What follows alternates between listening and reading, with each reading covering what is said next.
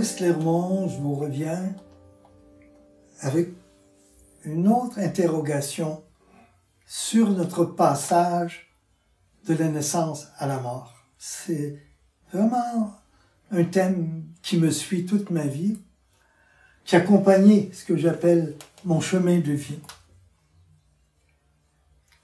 À travers les épreuves que j'ai vécues, à travers la maladie, à travers le cancer, et aussi à partir d'une expérience que je prends le risque de vous partager. J'ai gardé cette expérience-là de nombreuses années à l'intérieur de moi, pour réaliser par la suite que d'autres qui l'ont vécu ont fait la même chose. C'est l'expérience du fameux tunnel. Est arrivé un moment donné où quelque chose s'est passé dans mon corps, un arrêt cardiaque, je ne sais pas. Et tout à coup, les gens avec qui j'étais tentaient de me réanimer. Et moi, j'étais au plafond, sans aucune douleur, sans aucune angoisse, et je les regardais essayer de me réanimer. Je voyais leur détresse, leur inquiétude. Et tout à coup, je suis été aspiré par un tunnel qui était noir au début, sans angoisse. Et tout à coup, une grande lumière est arrivée, c'est-à-dire c'était comme un grand cercle blanc et une immense paix. Il y avait comme, je dis comme, parce que ce n'est pas comme ça en réalité, des personnages qui me laissaient savoir avec beaucoup d'amour: si tu veux passer, Maurice, tu peux. Mais ton travail n'est pas fini. Décide. Si je suis ici aujourd'hui, c'est nécessairement, j'ai fait le choix de revenir. Et là, j'ai connu la douleur. Là, j'ai connu la souffrance. C'était comme si vous preniez mon corps et le placiez dans ce petit capuchon-là, écrasé, torturé. Et j'ai pleuré, pleuré. Les gens autour étaient heureux. Moi, j'ai trouvé ça excessivement difficile et je pourrais dire que c'est le moment le plus difficile de ma vie. Par contre, déjà là, je vous le raconte, ce qui me frappe, c'est pas un souvenir. J'ai commencé à en parler un peu plus fréquemment. Et à chaque fois que j'en parle, ce n'est pas un souvenir. Je suis dedans. Je le vois, je le sens, je le perçois. Et pour moi, c'est devenu vérité. Cette expérience m'a beaucoup aidé à accompagner les personnes dans leur passage. À certaines d'entre elles, quand c'était approprié, je leur parlais du tunnel et de la lumière. Mais même arrivé avec une personne, juste avant de partir, alors qu'elle était dans l'incapacité de parler, elle m'a dit: c'est clair, clair. Les personnes autour de son lit, ses amis, se demandaient: c'est qui ce Claire? Heureusement, il n'y avait pas de personne qui s'appelait Claire dans leur entourage. Mais j'ai compris le message qu'elle me donnait. C'est venu comme un cadeau un peu certifié. C'est pas une croyance, c'est une expérience que je vous partage. Et je veux pousser cette expérience-là un petit peu plus loin, parce que je l'ai poussée dans mes réflexions. J'ai rencontré dans ma pratique des gens qui sont en soif d'amour. Et malgré les parents qu'ils ont eus, malgré l'entourage, il y a toujours cette soif d'amour, cette insatisfaction. J'ai relié mon expérience à ces expériences, à ces recherches de ces personnes-là. J'ai compris qu'à la naissance,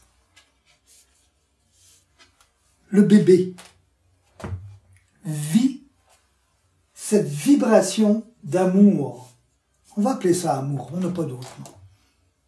Certains appelleraient ça de lumière, appelez ça amour. Il faut bien mettre un nom sur quelque chose qui ne devrait pas porter de nom. Cette vibration d'amour. Et quand l'enfant arrive, voyez-vous, ça se rétrécit.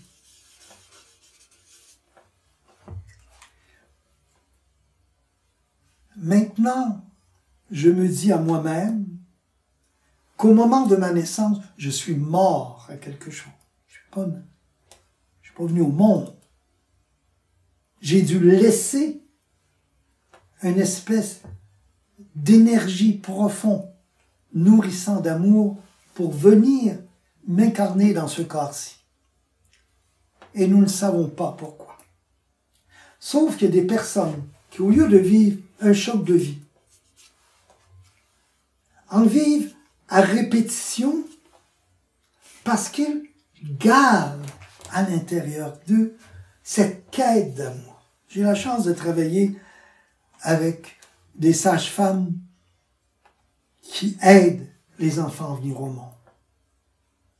Et plusieurs m'ont dit comment ils sentaient chez le bébé, on appelle ça une boule d'amour. Regardez un bébé naissant, sentez-le. Regardez un enfant un petit peu plus jeune, regardez dans ses yeux. Vous voyez briller une lumière. Il arrive que des personnes veulent retrouver ici, dans leur entourage, cette énergie d'amour. Elle existe, mais elle n'est pas toujours manifestée. Les bébés, parce qu'elles sont encore dans cette intensité, j'allais dire énergétique, dans cette vibration, vont sentir chez les humains, même les personnes qui ont un comportement qui n'est pas adéquat, cette vibration d'amour. On va parler de cœur à cœur, d'âme à âme. Mais plus je grandis, voyez-vous, plus je m'enferme, et j'allais dire plus on m'enferme.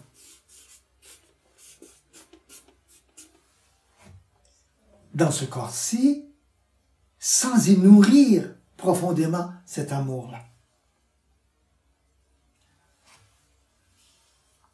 Cette quête-là, il y a des personnes qui la cherchent. Et ils arrivent à beaucoup de déceptions. Et j'ai rencontré des personnes qui se sont suicidées. Parce qu'ils ne pouvaient plus tolérer de sentir la capacité que nous avons à vivre cet amour-là et à ne pas le vivre vraiment. Qu'on se borne, qu'on se ferme les regards et les yeux. C'est comme actuellement dans notre monde où même les scientifiques sur lesquels on dépose tous nos espoirs nous disent « Vous en allez vers la catastrophe, c'est dangereux. » Non, les gens restent là, avec une ornière. Ils ne veulent pas voir. Voir. Voir au lieu de comprendre. Et c'est tout le chemin qu'on a à faire dans notre chemin de vie. Les épreuves qu'on rencontre, c'est pour nous aider à voir. Les rencontres que nous faisons occasionnellement, c'est pour nous aider à voir. Le partage que je vous fais, pour vous aider à voir. Et en vous le disant, je me sens actuellement baigné dans ce voir que je vous parlais tantôt. Quand je vois et que j'arrive au moment du passage, ce n'est plus une mort. Je renais. C'est une renaissance à qui j'étais. C'est pas nécessaire d'avoir la foi. C'est pas nécessaire d'avoir un système de croyance. Qu'importe. Laissez-vous porter par ça. Il ne s'agit pas de religion, de foi, de Dieu, de quoi que ce soit. Portez ça en vous. Expérimentez, ne croyez pas ce que je vous dis. Expérimentez. Prenez le temps de vous arrêter, de regarder la nature, de regarder votre propre vie, votre propre corps, de faire abstraction de toutes vos pensées, de votre mental, de tout ce qui vous dit. Vous allez voir que votre chemin de vie peut être le chemin qui vous emmène vers la liberté. Et déjà, cette liberté, vous allez la rencontrer, j'espère. Il n'y a pas de question de purgatoire, d'enfer, de démons, de ciel, c'est pas ça la question. C'est qu'à l'intérieur de moi, dans ma vie, je peux retrouver cette liberté d'être, de me défaire tous ces carcans-là que mon enfance m'a imposés et les systèmes de croyances dans lesquels je me suis installé. Et de retrouver cette source que je porte depuis ma naissance, qui est une source d'amour. Imaginez, et c'est l'espoir avec lequel je voudrais qu'on termine, c'est tous les humains, nous tous, là, une seconde par jour, une seconde, on contactait cette source-là en nous. Qu'en regardant quelqu'un marcher dans la rue, que ce soit quelqu'un dans des difficultés, que ce soit quelqu'un qui n'a plus rien, je regarde à l'intérieur sa lumière qu'il porte, la même qui est la mienne. Il n'y a plus de peau, il n'y a plus de couleur, il n'y a plus rien. De cette qualité d'amour que je nous invite à cultiver, à regarder et avec lesquels je vais me nourrir jusqu'à la fin.